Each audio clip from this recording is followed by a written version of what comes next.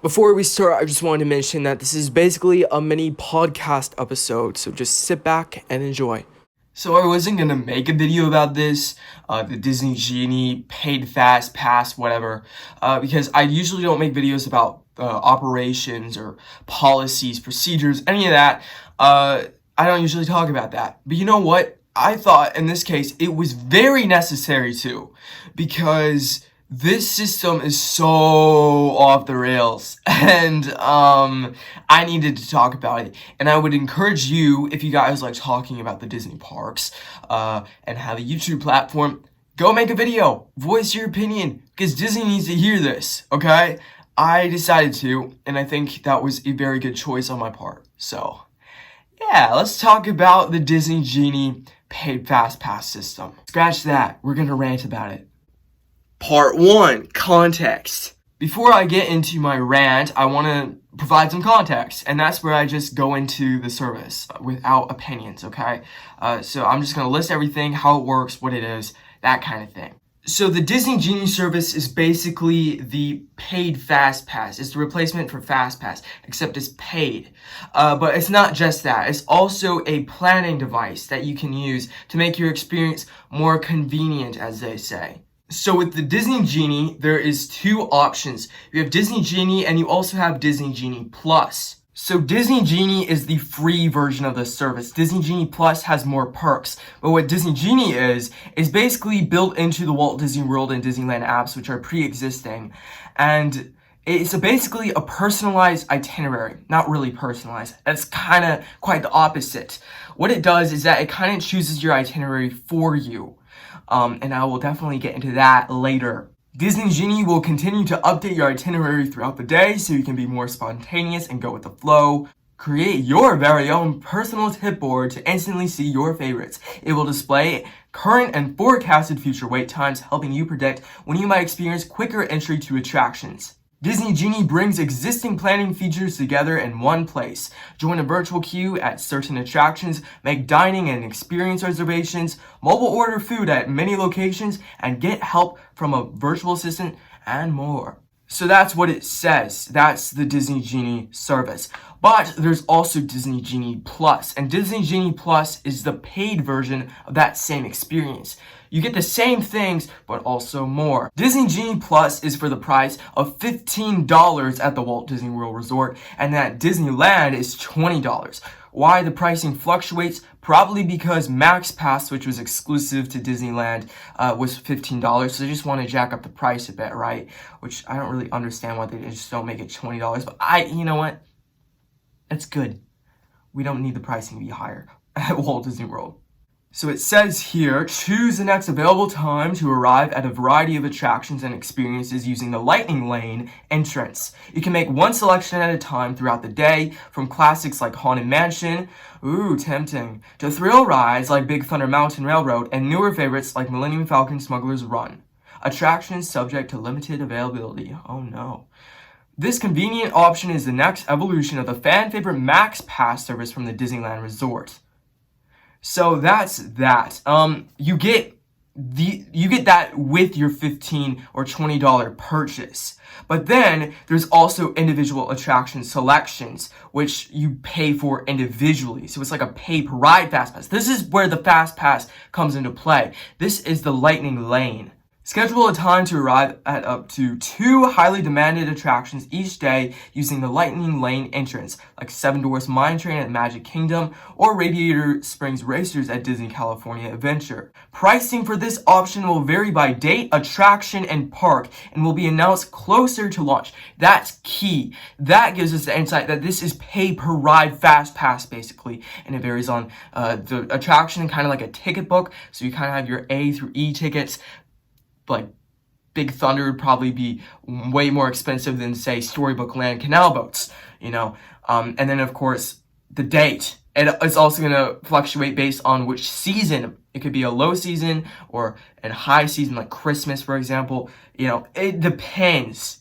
And that's just crazy. It's just going to be pay per ride. And they haven't even announced the price yet.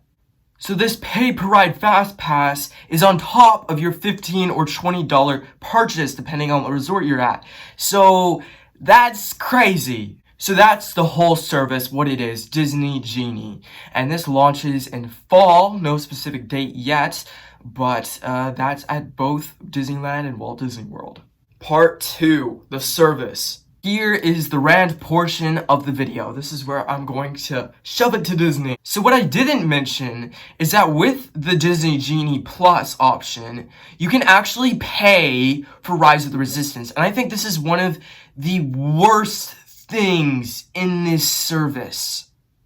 You can pay if you want for Rise of the Resistance. You can acquire a boarding group if you want. You don't have to get into the virtual queue. You can just pay for it. You don't have to go through the whole hassle of getting up in the morning and hope to God that you get one.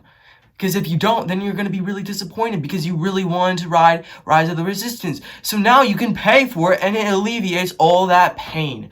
But you know what? What about the people that don't want to use Disney Genie Plus? They're going to have to go through that hassle. And it's going to make it even worse for them because they're not paying for it. They're just going to have to go through the whole process of trying to get it. But there's the people that are paying for it. I'm sure a lot of people are going to be doing that. This is probably the most attractive thing about this service is that you can pay for Rise of the Resistance and not have to go through all that stress. Disney created the virtual queue system, and it creates a lot of stress. So they're trying to alleviate this stress for guests, making the guest experience better by the hand of their own product with you paying for it. And that's it's guest entitlement. And that's awful. It's by Disney. This is their fault. It's guest entitlement by Disney. It's not these guest faults that are going to be paying for pay-per-ride Fast Pass or paying for Ride of the Resistance. It's not their fault. They're choosing to pay for it. They're just falling in Disney's trap. Disney's trap is the problem. Disney is the problem of all this. And what they're doing is that they're creating guest entitlement, like I said. And that's just the most awful thing ever. Because Walt Disney, he said that the Disney parks are for everyone. And it's been it's become increasingly aware to me that that's not the case anymore. Because you have to pay so much for these tickets, right? Only the rich can do this. But then you're going to have pay-per-ride Fast Pass. Only rich people can get pay-per-ride Fast Pass. They're the only ones who can get Fast Pass and skip the lines if they want. They're the only ones who can do that. Only rich people can get into Rise of the Resistance because the people that can't afford it, they're going to be sitting in their hotel room frantically trying to get the Rise of the Resistance boarding pass. When in the end it's going to be out quicker because people are paying for it. This is ridiculous. I hate that. That's awful. The same guest entitlement thing applies to pay-per-ride Fast Pass, although I don't think it's as evil as buying a boarding group for Rise of the Resistance. And that's because with Rise of the Resistance, it's like a one-time opportunity. Of course, there's like the 2 times in the day where you can get the boarding pass. But if you don't pay for Rise of the Resistance, maybe you're not going to get that boarding pass if you're not paying for it. And you're not going to be able to ride one of the best rides in history. In your once-in-a-lifetime Walt Disney World trip, or whatever, You're already spending all this money on this trip, and now to ride this ride, you have to pay for it. Or maybe you won't get the chance to ride it at all if you don't.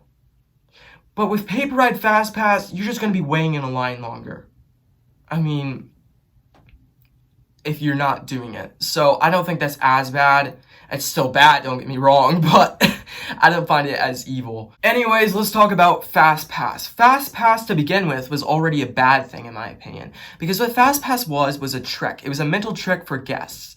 What Fast Pass is that you'd be able to skip the rides, right? Yeah, that was the whole draw to it. But from Disney's perspective, what it's doing is that they're getting guests less time to spend in the lines, and what you're going to do instead is that you're going to buy more food and merchandise. Now they're more greedy and they want a direct return on it. So they're doing pay-per-ride Fast Pass, and they're going to get a huge return on that if people decide to do it. And I'm sure people will. And I encourage you not to do it, because what it does, not only does it have the guest entitlement thing and you're going to feed Disney more money, because the whole trick behind it is that people are going to be standing in line, in the standby line, and they're going to see all these people going through Fast Pass. And it's not like, dang, man, I wish I had a Fast Pass for this ride, he's going to be like, you know what, maybe I should go buy a fast pass. There's a big difference between that. So you don't want to feed Disney more money, one. And two, you're going to make the standby line longer by doing fast pass. You were already doing that before, but now you have an even more clear option. It's more distinct. You can either wait in a line or pay for it. And I'm sure people are going to pay for this because they really desperately want that fast pass because people love fast pass. And that is the greatest thing about this. It is so clever. It's just crazy to me. This whole thing, I'm sure they've been building up to this pay-per-ride fast pass or just paid fast pass generally for all this time. They'd hook people on the fast pass. And then by the time it's paid, people are going to so desperately want fast pass that they'll do anything to pay for it. And that's what they're doing here, because people love fast pass. But no, it was a trick to begin with. Now you just have to pay for it. You're just falling deeper into Disney's trap. So I encourage every one of you not to pay for fast pass, because it not only feeds Disney more money, it also makes standby lines longer. And that was already the thing before, but now you have a more clear choice. Make the right one. If you do paid fast pass, no shame. I'm not going to put you down for it. I'm just saying, if you want this thing to go away, don't do it. Don't pay for it. Because if Disney's not going to listen to us through this video, they're not going to listen to us through social media, none of that. What they're really going to listen us through is through the guest feedback, as in whether or not they're getting the return they wanted. If people are not using paid fast pass, then they're going to get rid of it. They're going to get rid of Disney Genie if people aren't using it. So if you want it gone, just don't pay for it. Simple as that. The second worst thing in this entire Disney Genie service, to me, is how they're trying to control you, which they've already been doing for all these years, right? With the Disney Parks app, with the Magic Bands. The Disney Parks app, in it, they have fake wait times. And that's so they can get you to go to other attractions. Because you're not going to be like, I don't want to wait in that 165-minute wait for Soarin'. I'm going to go to some other attraction, They're trying to distribute you. And that's for crowd control. And maybe that's a good thing, right? I don't know. But I think it's a really terrible thing. And it's really reached its peak here with the Disney Genie app. And I want to start with this quote here. Disney Genie will continue to update your itinerary throughout your day so you can be more spontaneous and go with the flow. I think that's a very contradictory statement right there. Because spontaneity and going with the flow, two very different things. Because in a Disney park experience, spontaneity is where you're just walking along. Maybe you want to go to Spaceship Earth, for example. But then you see Donald Duck or something. And you're just going to go talk to him, Or maybe you decide you're going to go to the World Showcase instead, and you're just going to watch the horizon or whatever, That's spontaneity. You don't really have a plan, But this is a plan. Going with the flow is Disney's plan. And that's what the Disney Genie service really is at its core. It's not the Lightning Lane Fast Pass replacement thing. At its core is just this itinerary. And what it is controlling you. It's controlling you by telling you where to go. And that's a really bad thing, in my opinion. Because what the Disney park, if you want to have a great Disney parks experience, I would say don't plan out what you're going to do. Plan out your food. Maybe you're going to put down a few attractions you really want to do. Just don't put them in order. I'm going to do this attraction, then this one, and then I'll do this one after lunch. Don't do that. A great Disney parks experience, in my opinion, is spontaneous. You're just walking along, and you just decide, hey, I'm going to do this. Don't rush it. That's how you have the best Disney parks experience you can possibly have. And with this Disney Genie, they're preventing you from doing that. It's not going to be spontaneous at all. Like it said, you're going with the flow. Like it also said, Disney's flow. And Disney's flow is telling you where to go next with Disney Genie. And I hate that. I think that's awful. I think that's really taking away from the magic of the Disney parks experience. Spontaneity. That's a huge aspect to it. One of my favorite things to do is at the end of the night, when I'm basically done with everything, Disneyland, Walt Disney World, Magic Kingdom, Disneyland Park, specifically, I just stand out in Main Street and I just watched all the lights. I watched all the people go by. It's night, it's dark, and I just look down at the castle, and that's one of the best experiences. It's one of the highlights of my day. And with this Disney Genie experience, it's not going to want you to do that. It's going to want you to shop or whatever. Or maybe the parks are going to close an hour. How about you go ride some other ride? How about you go ride Peter Pan's Flight, huh? It's telling you to do that. And I don't like that at all. I think that's really bad. I think that's really terrible for the Disney parks experience. And Disney's really reached their peak with control here. And I think that's a really inherently terrible thing. I hate that. I do not like this experience, this service, for several reasons. And that's the end of my rant. Let's move on. Part 3, marketing. So I was kind of lying. I'm not really done with my rant yet. I'm just moving on to a different portion of the rant. Okay, let's talk about marketing. I think it's kind of funny how Disney's been marketing this. I just want to talk about 2 things specifically. The names. The 2 names that they have. So we have the Lightning Lane and then Disney Genie itself. The Lightning Lane sounds dumb.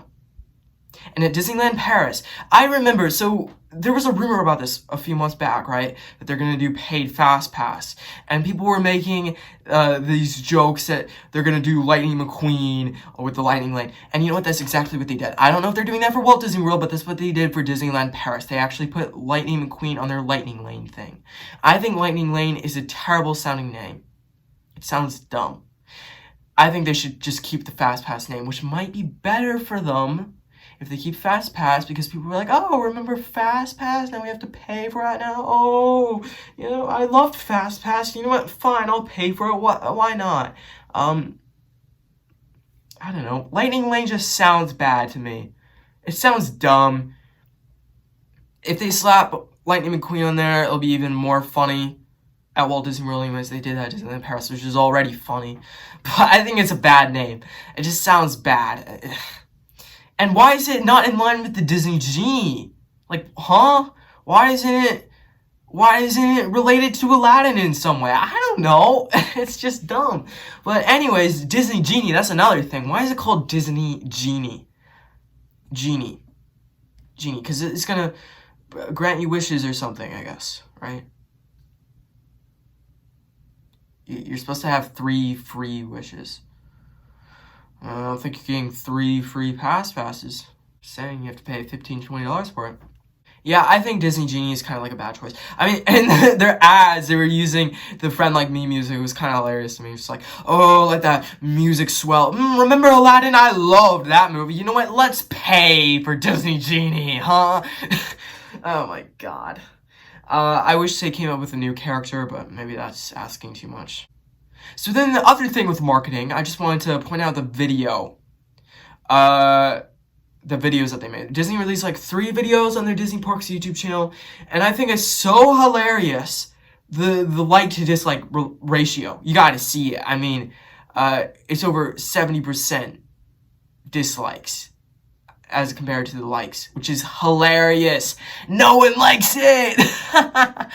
Oh my god, it's so funny. It is so funny.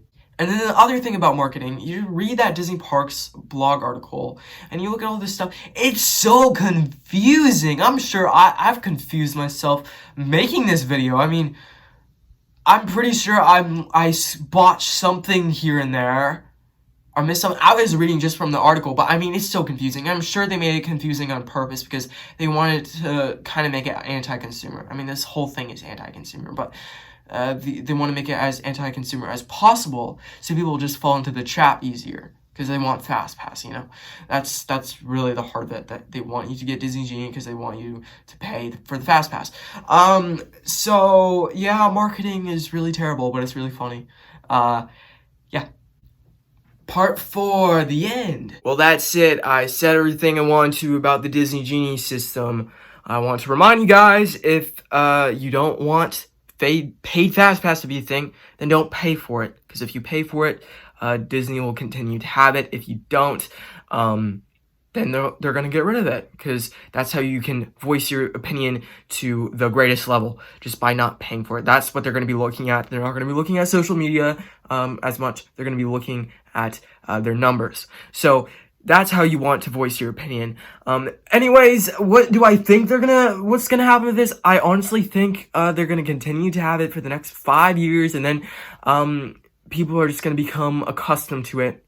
And every once in a while, someone's going to be saying, hey, remember how when FastPass was free, but everyone's just going to brush that off, and it's just going to be part of the routine again. I think that's what's going to happen, and that's probably the sad, unfortunate truth.